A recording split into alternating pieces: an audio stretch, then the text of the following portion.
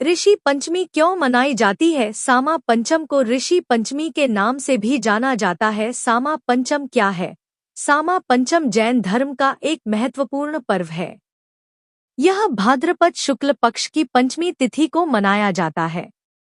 इसे मुख्य रूप से गुजरात, राजस्थान और महाराष्ट्र के जैन समाज में बड़ी श्रद्धा और भक्ति के साथ मनाया जाता है। सामा पंचम क्यों मनाई जाती है?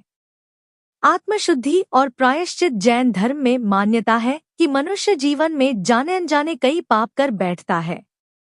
सामा पंचम का व्रत उन पापों की क्षमा और आत्मशुद्धि के लिए किया जाता है।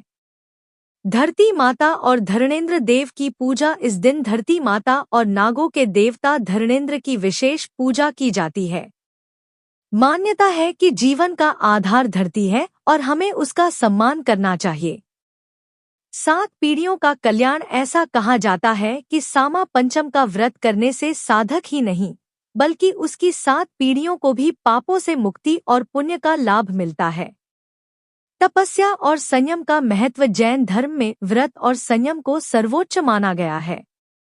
सामा पंचम इसी भावना को समर्पित पर्व है।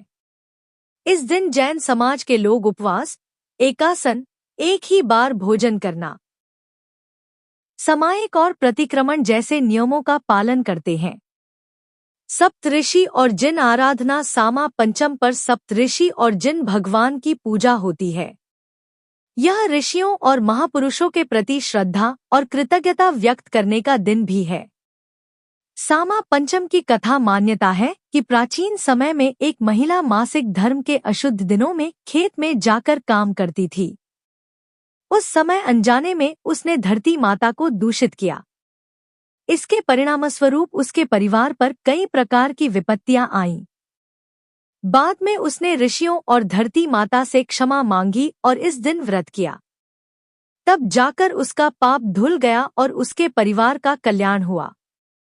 तभी से यह व्रत शुरू हुआ। सामा पंचम की पूजा विधि। सुबह स्नान करके शुद्ध वस्त्र धारण करें। घर के मंदिर में जिनेश्वर भगवान, सप्तऋषि और धरती माता की पूजा करें। उपवास या एकासन का संकल्प लें। प्रतिक्रमण और सामायिक जैसे जैन नियमों का पालन करें। आरती और भक्तिपाठ के बाद दान दक्षिणा करें।